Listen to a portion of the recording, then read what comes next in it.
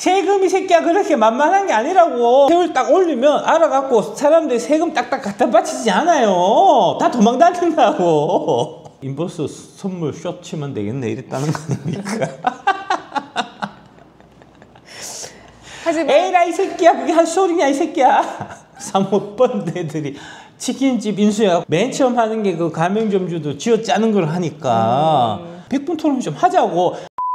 세법이 하나 통과돼 갖고 그게 이제 된다고 했을 때 실제적으로 좀 이제 능력 있고 실제로 그 뭐 저기 민주당에서 얘기하는 뭐 5천만 원 이상 1억 이상 돈 많은 사람들이 이제 금융투자를 통해 갖고 발생한 세금 한 푼도 안 내고 뭐 이게 말이 되냐 막 하고 해서 이제 그런 목적에서 만들지만 네. 실제로 만들어 봐야 그런 형태로 이 돈 있는 사람들은 다 빠져나갈 방법을 만들어 갖고 다 빠져나가 버리고 실제로 거기에 걸리는 거는 되게 이제 어중간한 사람들만 좀 걸리는 이제 그런 형태가 된다는 거죠. 그러니까 어중간한 건 이제 내가 내 자녀 계좌에 해외 주식 투자했는데 수익이 예, 갑작스럽게 생각지도 않았는데 뭐 그런 200만 거죠. 원 정도 그런 났는데 거죠. 예. 이게 또 인적공제에서 빠진다고 그러면서 연말 소득공제할 때 이제 세금 좀 그렇습니다. 폭탄 살짝 맞으면서 그렇습니다. 이게 뭔가 이렇게 또 피라미드, 현타 한번 오고 그렇게 피라미드만 다 걸리고요. 예. 그러니까 이런 사례들은 그 역사적으로 봐도 무시하게 많아요. 그러니까 징벌적 과세를 이렇게 해서 이제 사회 정의를 위해서 징벌적 과세를 이렇게 물리게 될 경우에 네. 실제로 이제 돈 많고 빽 있고 이제 능력 있는 사람들은 다 이렇게 이제 아까 그 빵가게 이제 저기 빵카페 이런 식으로 해서 이제 다 빠져나가는 이제 그런 식으로 다 빠져나간단 말입니다. 그러니까 대표적인 사례 몇 가지 좀 더 말씀드리면 2010년대쯤에 이제 프랑스에서 이제 사회당 정부가 한번 들어갔고 그래서 이제 부유세라는 거를 새로 매겼어요. 그래서 이제 되게 소득이 높은 사람들, 많은 사람들한테 75%인가 80%인가 소득세를 매기자. 소득 최고 구간은. 2010년대요? 예. 그게 있었어요. 그래서 이제 뭐 100억 이상 이제 소득을 거둔 사람한테는 세율을 부유세를 해서 80%를 물리겠다 이렇게 됐거든요. 그래서 80%를 물리면은 그러면은 이제 소득세 엄청 걷어갖고 프랑스가 세수가 확 늘어났을 거 아닙니까? 우리가 기본적으로 생각하면. 네. 근데 그렇게 부유세를 도입했어도 실제로 세금 늘어난 건 하나도 없었다는 거죠. 왜냐하면은 그 100억 이상 있는 되는 부자들이 다 이민을 갔거든요. 그때 이민 간 사람 중에 되게 유명했던 사람이 이제 지금 그 LVMH 루이비통 네. 사장분이 아마 벨기에로 이민을 가셨을 거고요. 본사를 옮겼고요, 아예 벨기에로. 그쵸. 80%나 세금 못 내겠다. 네. 그다음에 이제 그 영화 많이 보시는 분들 제라드 파르디우라고 옛날에 그 만홍의 샘도 나오고 했던 그 좀 이제 있어요. 제라드 파르디우라고 이제 아마 프랑스 영화 좋아하시는 분들 아실 텐데. 역시 영화 동아리 출신이셔서 배우까지 다 생각하십니다. 릭배송 영화에 아주 많이 나오는. 네. 알 것 같아. 생각은 얼굴이 크고, 우리가 잘 아는 얼굴이죠. 얼굴이에요. 좀 못생긴 사람이에요. 우리 프랑스 안성기라고 불리는. 하지만 프랑스인처럼 생겼죠. 그 제라드 파르디우가 쌍욕하고 스위스로 막 이민 갔다는 거 아닙니까?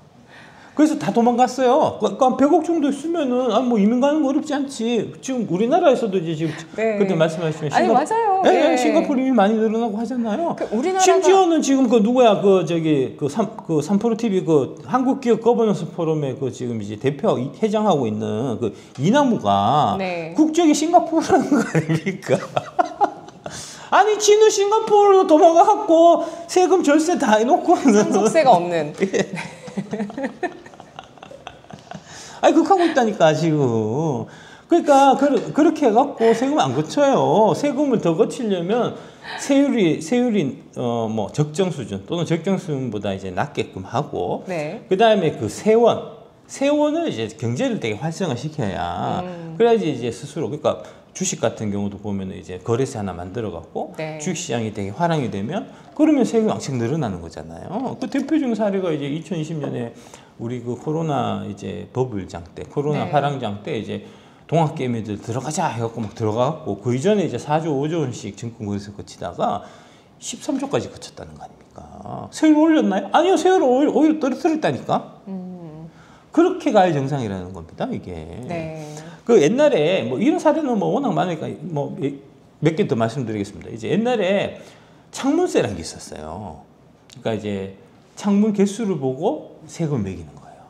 너무 부자다. 창문이 많은 부자니까. 네. 그래서 이제 창문세라는 걸 해서 이제 창문 많은 사람들한테 창문 개당 이제 이 세금을 물리니까 네. 사람들 어떻게 했냐? 창문을 다 없앴어요. 세금 내기 싫어가지고.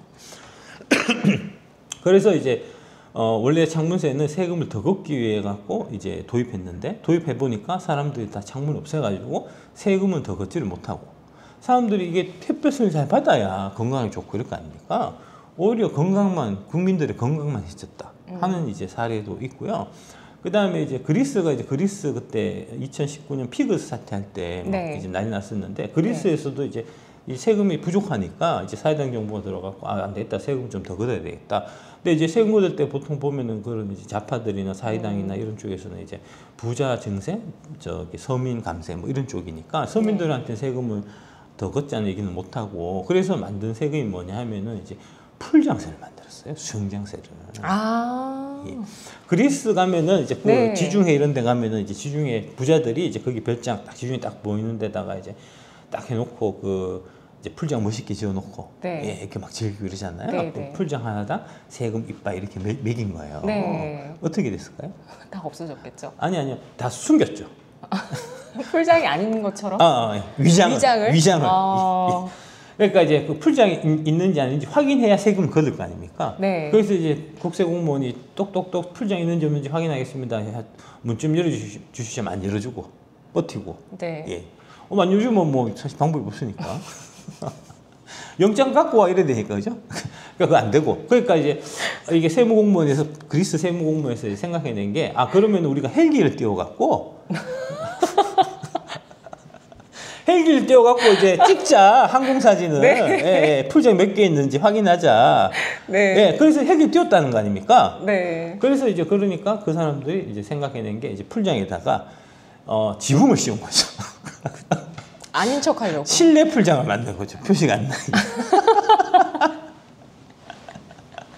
아니 그 2010년도는 2008년 금융위기 이후에 아무래도 뭐 통화도 완화 정책을 폈고 그리고 일부 국가 같은 경우는 재정이 굉장히 또 부족했던 그런 위기 사태들이 있었기 때문에 예. 재정을 확보하기 위한 그런 세금 정책들이 그렇게 많았구나 아니 싶네요. 그 전에 그거 가기 전에 2008년 글로벌 금융위기 되기 전에 되기 전에 예. 2000년대 2000년대 네. 예. 그런 게 있었던 거고요. 그러니까 좀 진성준 들으라고 하는 얘기예요. 세금이 새끼야 그렇게 만만한 게 아니라고 그냥 뚝 내가 이제 세율 딱 올리면 알아갖고 사람들이 세금 딱딱 갖다 바치지 않아요. 다 도망 다닌다고. 그리고 뭐 오늘 일본에서 그 이시바 시게루 총리가 이제 새로 신임 총리로 오게 되면서 세금에 대해서 늘리겠다는 증세 방안을 갖고 있는 사람이더라고요. 법인세 좀 세율 높이고 법인세, 소득세, 그다음에 금융투자소득세, 금융소득세. 금융소득세. 그래 금투세 일본 있잖아요. 그 세율을 올리자. 하니까 5% 빠지잖아. 그래 금투세 때문에 빠진다고. 뭐 금투세하고 세금은 관계가 없냐고. 일본은 금투세 있는데 그냥 거기다가 세금만 올린다고 해서 주가가 지금 폭락하는 거 아닙니까? 네. 우리는 없던 거를 도입하는데 어떻게 안 빠지겠냐고요. 근데 아니래잖아. 안 빠지고 지금 주가 떨어진 거는 금투세하고 아무 관계 없다고 그 유명한 이런 인버스 이런 애들이 얘기하는 거 아닙니까? 그래서 그 전에 이제 질문이 아니 이거 이런 식으로 이제 금투세 도입하고 하면 안 그래도 뭐 시장이 안 좋은데 더 나빠질 텐데 얘기하니까 그래 김영환이가 계속해서 이제 그 금투세 도입해도 주가는 떨어지지 않는다. 금투세 도입한다고 해갖고 주가가 떨어진다는 백데이터가 없다. 뭐 이런 스토리 하다가 얘기하니까 공포 마케팅이다. 공포 마케팅 뭐 그런 얘기 하다가 얘기하니까 그래서 이제 해갖고 그래 네가 그렇게 자신 있으면은 그러면은 인버스 선물 숏 치면 되겠네 이랬다는 거 아닙니까? 하지만 에이라 이 새끼야 그게 한 소리냐 이 새끼야. 그리고 미국도 재정을 많이 확대를 하다 보니까 또 그런 세금 인상이 필요하죠. 그래서 자본이득 세율에 대해서 바이든이 본인 정권 때 내년에 도입할 그 세율에 대해서 굉장히 높게 불렀더라고요.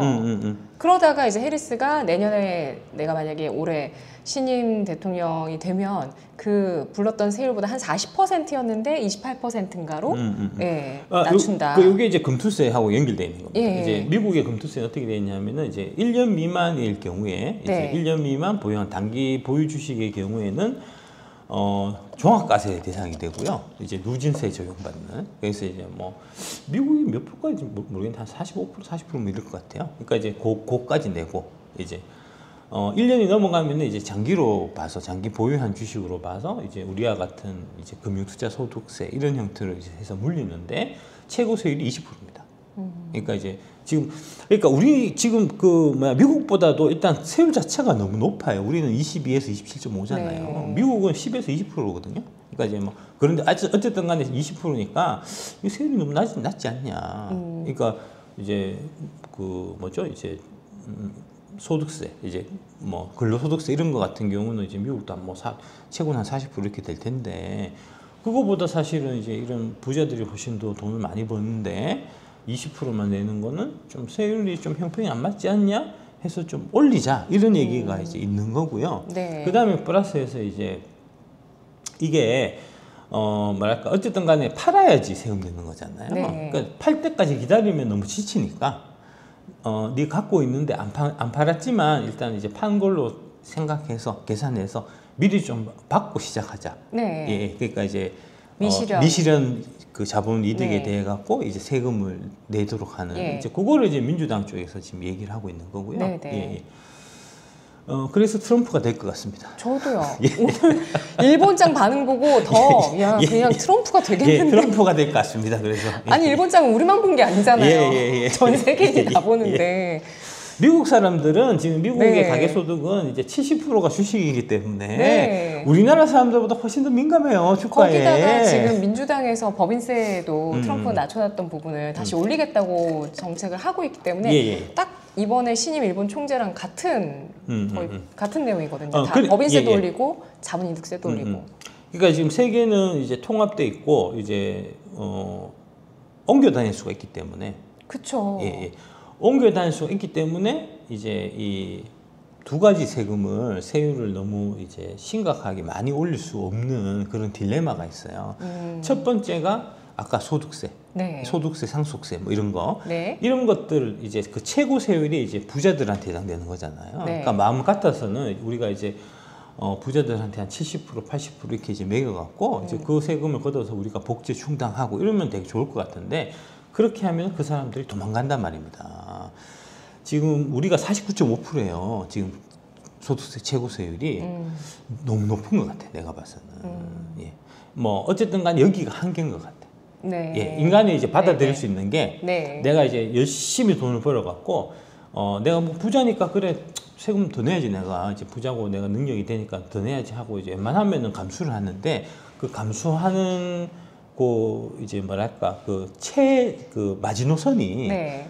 반띵까지는 내가 어떻게든 그죠? 내가 벌어갖고 반띵 달아주고 반띵 내먹고 이거는 그래 내가 좀 견뎌보자 나라 사람 마음 이렇게 할 수 있을 것 같은데 네. 그 단계를 넘어가면 도망가고 싶어질 것 같아요.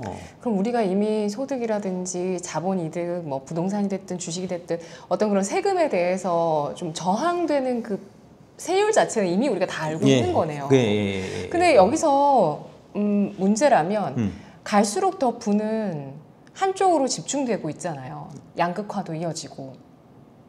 그렇죠. 네. 그렇죠. 예. 이런 것들을 좀 해결할 수 그거를, 있는 방법을 그러니까 고민할 수 있을까요? 그 부분은 부자들한테 세금을 걷어갖고 가난한 사람들한테 이제 복지를 지출해서 그 이제 빈부격차를 줄이려고 해갖고는 답이 없고요. 네. 성장을 통해서 그 빈부격차를 줄여야 됩니다. 성장률을 제고하는 게 가장 중요한 겁니다. 네. 예. 그러니까 이제 그게 얘기하기 전에 일단 소득세로 보면은 최고 세율 이제 도망갈 수 있는 이제 한계치까지 와서 상속세는 특히 지금 도망 다니고 있고 네, 네. 그래서 이제 상속세 낮춰야 되고 이제 소득세율은 여기서 더 올리기 어렵다는 정도는 우리가 인식을 해야 되고 플러스에서 또 쉽게 도망 다닐 수 있는 게 법인세예요. 그래서 법인의 경우에는 이제 비용을 얼마로 이전하고 이런 이제 이전 비용 이런 걸로 해서 이제 다 세금을 세율이 적은 나라에 이제 이 사무소를 둬서 이제 절세를 하고 이게 다 가능하기 때문에 네. 특히 유럽 같은 경우는 이제 그걸로 재미 봐갖고 이제 국민소득 완창 땡긴 데가 아일랜드잖아요. 예. 그런 이제 세계적인 흐름이 있어서 트럼프가 이제 지금 미국에서 법인세가 그 전에 높았거든요. 다른 나라에 비해 갖고 그래서 이제 자꾸 해외로 이전하니까 이전한 거 이제 리턴해야 된다, 돌아오게 만들어야 된다 해서 법인세율을 그때 아마 16%인가까지 이제 낮췄던 거고 그게 이제 좀 유효했죠 실제로. 마찬가지로 우리 대한민국의 법인세도 글로벌하게 다른 나라에 비해 갖고 너무 높을 수는 없는 겁니다. 지금 뭐 한 22% 되나 그럴 거거든요. 네. 이제 이게 글로벌하게 봐서 그렇게 이제 낮은 수준 아니에요. 좀 높은 수준에 가까워요. 그러니까 법인세도 사실 높이기는 좀 어려운 좀 그런 거고, 그러니까 뭐 그런 한계가 있다는 부분은 여러분들이 좀 인식하셔야 되고, 그러면 세금 어떻게 더 걷어야 되냐? 첫 번째는 경제 성장이죠. 경제 성장해서 특히 이제 이게 많은 분들이 오해하시는 게 이제 경제 성장하면은 이제 부자들만 더 돈을 많이 버는 거 아니냐라고 생각할 수 있는데 전혀 그렇지 않습니다. 경제가 성장하면 그럼 어떻게 되냐면은 이제 직원들이 그만큼 더 많이 필요하겠죠. 네. 성장한 만큼 네. 이제 회사가 이제 뭐 공장도 더 지어야 되고 뭐 이제 각종 인력들이 더 필요할 거니까 그러면 사장님들 어떻게 하겠습니까? 더 많은 인원들을 모집해야 될 거잖아요. 그럼 어떻게 되죠? 직원도 월급 올릴 수밖에 없어요. 더 좋은 조건으로 채용할 수밖에 없는 거거든요. 성장이 율이 높아지면 사실은 이제 이 사회의 밑바닥에 있는 아직 기회를 부여받지 못하는 사람들이 더 월등하게 이게 수위가 가는 거고요. 실제적으로 이제 과거 데이터 같은 걸 쭉 보더라도 1970년대, 1980년대 우리가 굉장히 고속 성장했을 때가 네. 평등 지수가 되게 좋았던 시절이고요. 예, 2000년대 넘어가서 2010년 이렇게 점점 오면서 우리가 이제 성장률이 점차 낮아지면서 빈부격차가 더 심해진단 말입니다. 경제 성장률이 결국에는 우리 각계각층의 어떤 낙수 효과를 확대시킬 수 있는 아주 강력한 엔진이네요. 그렇습니다. 네. 경제 성장을 해야 첫 번째로 이제 빈곤한층에 혜택이 많이 가고, 그다음에 두 번째는 뭐냐면 젊은 층 혜택이 많이 가요. 젊은 층에게. 예. 네. MZ 세대들 지금 이제 취직 자리 어렵잖아요. 성장을 안 하면 신규 인원을 채용할 필요가 없기 때문에 신규 인원을 채용 안 하니까 MZ 세대들이 일자리가 없는 겁니다. 저희 때부터 어려웠거든요, 사실. 예. 그게 01학번인데 그때도 취업이 어렵다고 그랬어요. 그 20년 전인데도. 예. 그게 성장률이 이제 그 2000년대 요 기점으로 해서 네. 확 떨어져요. 그 이전에는 거의 뭐 9% 10%씩 막 성장했었거든요. 제가 취직하는 95년만 해도. 네. 그러니까 IMF가 겪고 그 다음에 저성장 국면 우리가 쭉 들어서서 해가 뭐 5년마다 이제 성장률이 1%씩 계속해서 낮아지는. 그래서 지금은 뭐 2% 3%밖에 성장 못하고 뭐 그렇잖아요. 그렇게 되니까 경제가 그렇게 되니까 젊은 분들이 취직할 자리가 없는 겁니다. 이제 늑수구리들이 이제 40대 50대 이제 우리 나이대가 다 부장 과장 해갖고 다 어느 회사를 가도 이게 원래 이제 조직이라는 게 피라미드형이어야 정상적인데 지금 다 역피라미드형이에요. 맞아요. 네. 이 씨발 새끼들이 회사를 그만두질 않으니까. 뽑지도 않아. 안 나가고 뽑지를 않으니까 이게 이러잖아요. 예. 그러니까 자리가 없으니까 MZ 세대들은 사회 불만을 갖고 이제 그런 거거든요. 그리고 그분들은 또 악착같이 또 다니시고 우리 젊은 그렇죠. 세대분들은 조금 젊었을 때 네. 우리 좀 이제 뭐 그 좀 일찍이 이제 사업이나 이런 거에 좀 이제 뜻을 두고 네. 뭐 이 정도 해서 다니면 다닐 만큼 다녔고 나도 이제 좀 내 사업체 한번 꾸려보자 하는 분들이 이제 명예퇴직금 받아갖고 나가서 이제 많이 망했거든요. 이제 치킨집 하다가 망하고 이제 그것도 또 사모펀드 애들 때문에 그런 거잖아. 사모펀드 애들이 치킨집 인수해갖고 MBK가 BHC 저기 뭐 이런 거 막 인수해가지고 맨 처음 하는 게 그 가맹점주도 쥐어 짜는 걸 하니까 처음에 그 저 BHC 이제 처음에 창업주 있을 때는 대우를 잘해주다가 사모펀드에 넘어가니까 이 뭐 저기 하여튼 막 쥐어 짜가지고 거기서 이제 아씨, 치킨 튀기다가 못해 먹겠다. 이래 되고 그걸 이제 사람들이 다 보니까 지금 40대, 50대 뭐 이런 부장급들이 쉽사리 회사를 못 나가는 거예요. 다 연결되어 있다니까 경제는 이런 식으로. 맞아요. 예, 그쵸? 예. 얼마나 복잡합니까? 네. 이거를 이렇게 복잡한 거를 저기 전북대 법학과 나왔고 사실 근처도 못 가보고 경제 원론을 읽어보면 티도 안 나는 인간이 이 법을 만든다고 하니 그게 되겠냐고 새끼야. 진짜 공부를 나한테 와서 과외를 받으라고. 답답한 거죠. 황당한 거죠. 네. 예. 아, 그 24일 민주당의 금투세 디베이트는 이렇게 결론적으로 좀 많은 분들의 예. 그 조롱과 이게 진짜 이 국민을 무시해도 유분수지와 분노 예. 이런 것만 남겼고요. 이게 이제 국회의원의 이제 말할까 수준이구나. 대한민국 그쵸. 국회의원의 수준이 너무 참담하다. 하는 거를 이제 왜 내가 이런 사람들 때문에 괴로워야 하나 자괴감이 들고 네, 그런 분들이 굉장히 많으셨고요. 예, 내가 그렇게 될 줄 알았다니까 내가 그래. 그 투혼하지 말고 나한테 과외 받으라니까 말 안 들어갖고. 아휴 진짜 사람들이 그 방송을 본 사람들이 네. 제가 이제 우리 우공기산에서 이제 금투세 관련해서 막 얘기한 거 하고 네. 그 다음에 이제 그 국회의원들이 모여갖고 디베이트 한 거 하고를 이제 비교를 할 거 아닙니까, 그죠?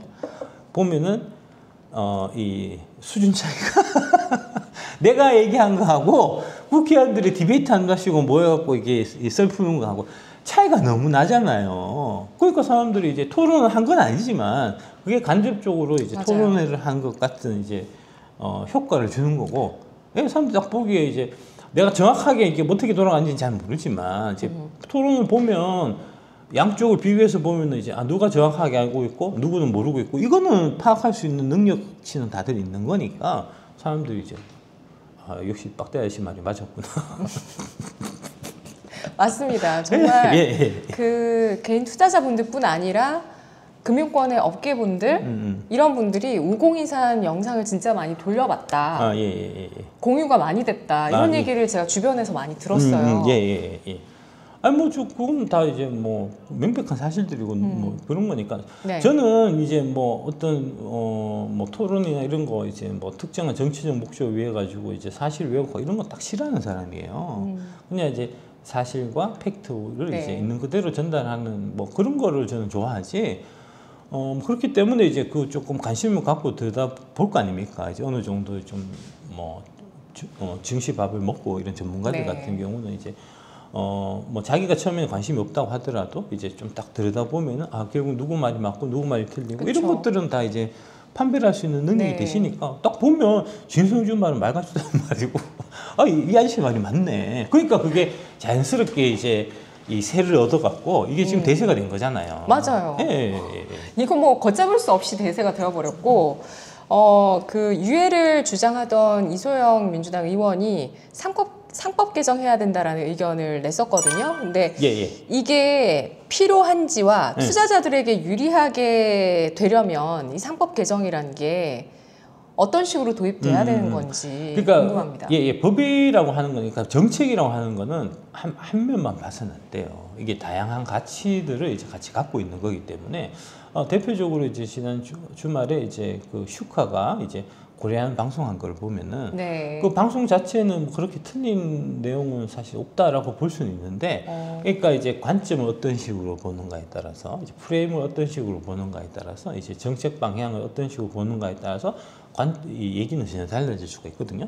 그러니까 슈카가 했던 이제 고려한 그 이제 방송의 내용의 경우에 있어서는 이제 산업적인 내용, 그 다음에 이제 한국과 중국 간에 이제 2차 전지 산업을 둔 이제 경쟁 구도, 이제 패권 전쟁, 네. 이제 한국, 미국 대 중국 간의 2차 전지 전기차 산업 이제 이런 패권 경쟁 이런 부분들은 다 이제 배제하고 네. 단순하게 이제 주가라는 측면에서만 보고 방송한 거예요.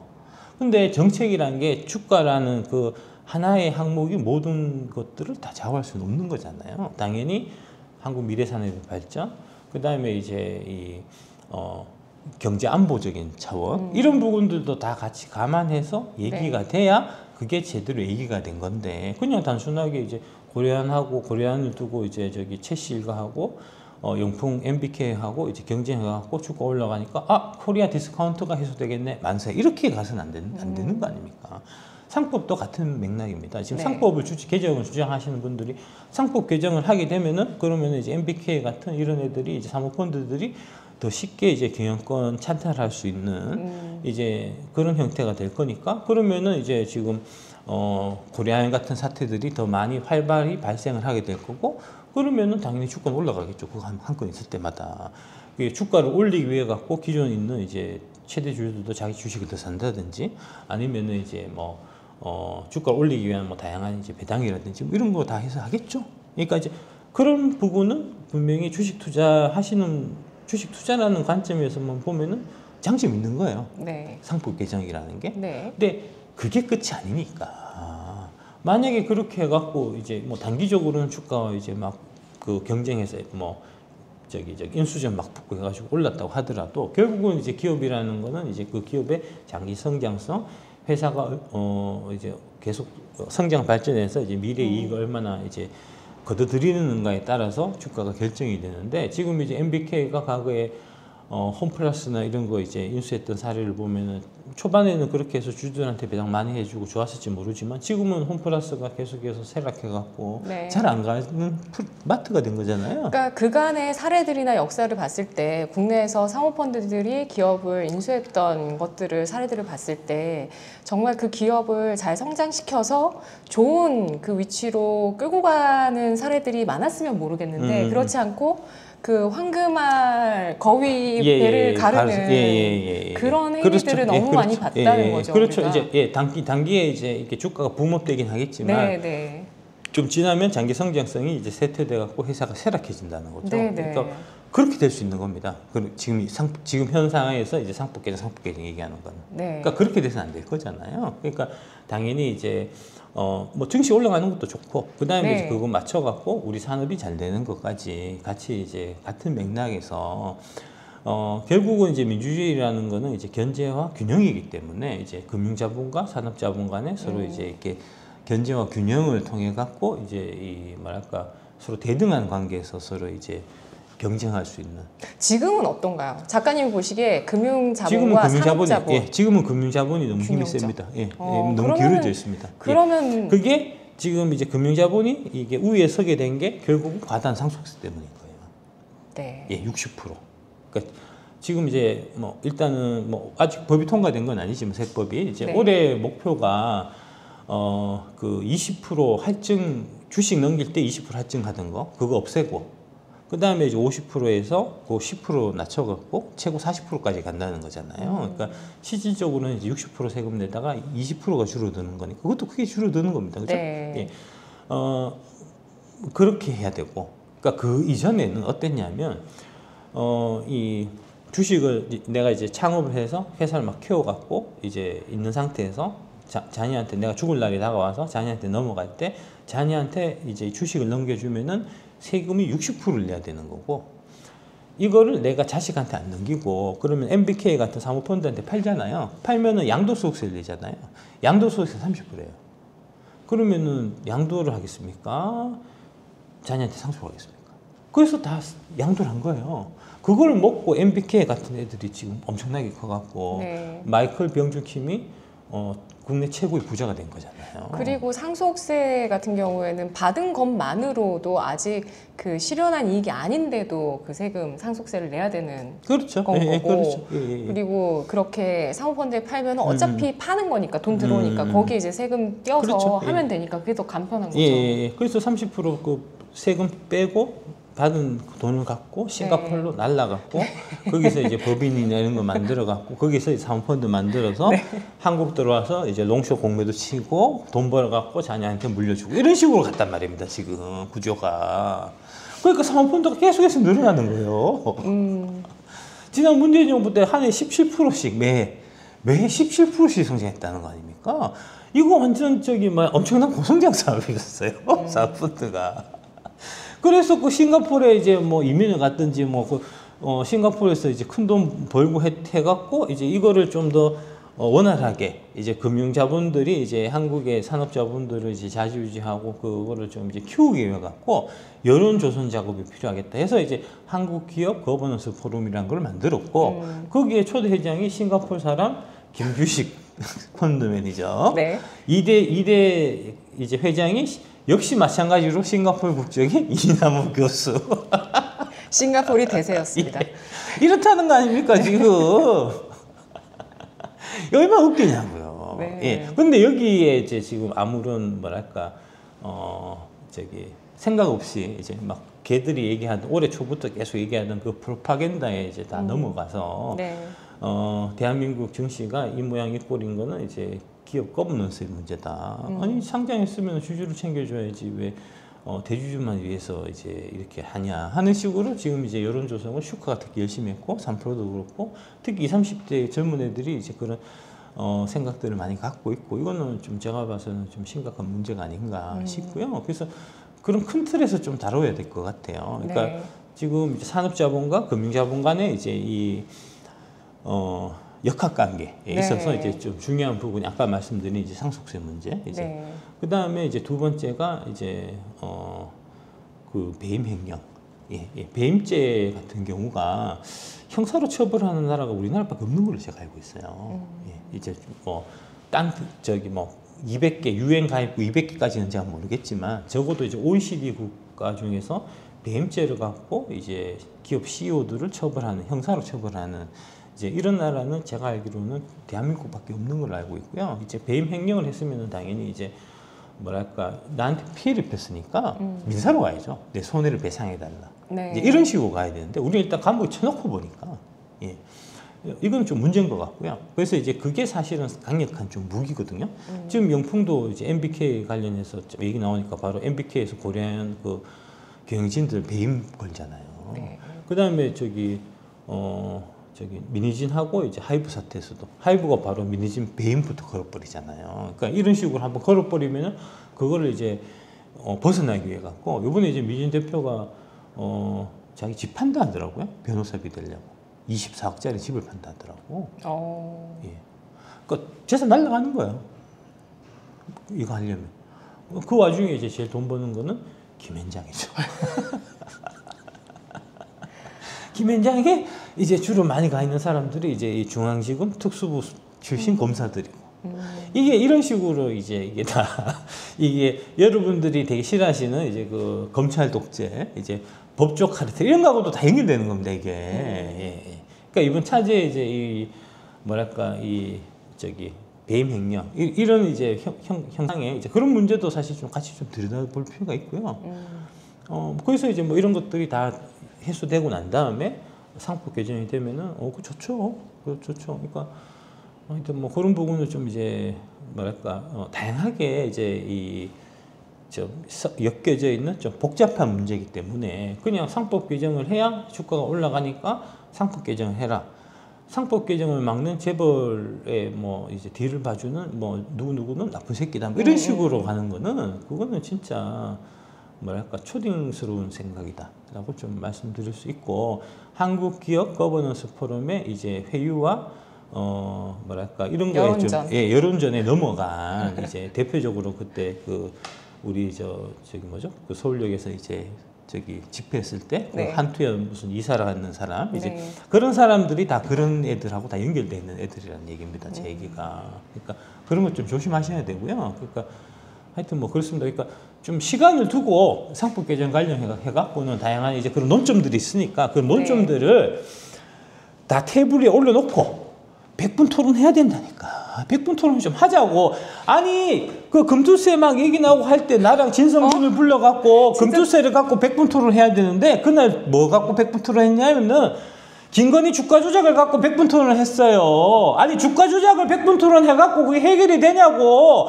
증거가 있으면 기소해갖고 검찰에서 법원에서 판결을 받을 얘기지. 그게 100분 토론할 거리가 되냐고.